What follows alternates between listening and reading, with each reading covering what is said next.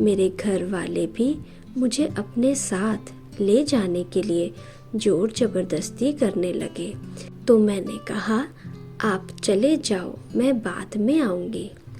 Anti ओम मंडली वालों ने और एक योजना बनाई कि जो कन्याएं नाबालिग है उन पर वारंट निकालकर कोर्ट द्वारा उन्हें घर ले जाए।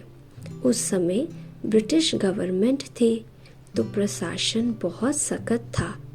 18 साल से कम उम्र वालों पर वारंट आता गया और जज उनको घर भेजता गया। एक दिन मेरे नाम से भी वारंट आया। उस दिन सत्संग पूरा होने के बाद बाबा ने मुझे बुलाया और कहा, बच्ची तुम्हारे नाम पर भी वारंट आया है। मैं रोने लगी। बाबा ने कहा, बच्ची ऐसे करने से क्या होगा, जाकर तुम जज को समझाओ, उनसे बात करके उनको स्पष्ट करो कि मैं नाबालिग नहीं हूँ। लेकिन जज ने मेरी सुनी कहाँ। उसने कहा, तुम्हारे माँ बाप कहते हैं कि तुम नाबालिग हो। कानून कहता है कि तुम्हें माँ बाप के पास रहना है। उतने में जज के आसपास जो यमदूत जैसे 2 आदमी रहते हैं, उन्होंने मुझे पकड़कर मेरे माँ बाप के हवाले कर दिया। मैं उनके साथ घर चली गई। कोर्ट से मुझे ले जाने के बाद घर वालों ने मेरे साथ क्या क्या किया उसका वर्णन मैं नहीं कर सकती। 6 मास तक एक जादू करने वाला हमारे घर आता रहा और पढ़कर जादू उतारता रहा।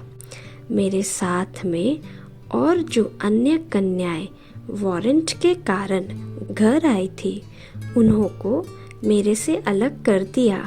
घर वालों ने समझा कि अगर ये सब इकट्ठी रहती है तो हमारा जादू इन पर चलेगा नहीं, क्योंकि इन सब का जादू हमारे से बलशाली होकर रहेगा। हमें अलग अलग करने के बाद वह मंत्र पढ़ने वाला एक एक पर जादू पढ़कर उतारने लगा। उससे कुछ भी हुआ नहीं, क्योंकि हमारे ऊपर कोई जादू तो था ही नहीं और उनके जादू का प्रभाव भी हमारे ऊपर नहीं होता था।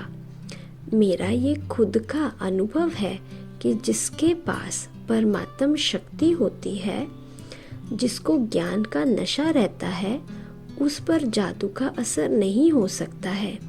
लगातार 6 महीने तक घर वालों ने मेरे ऊपर जादू का प्रयोग किया।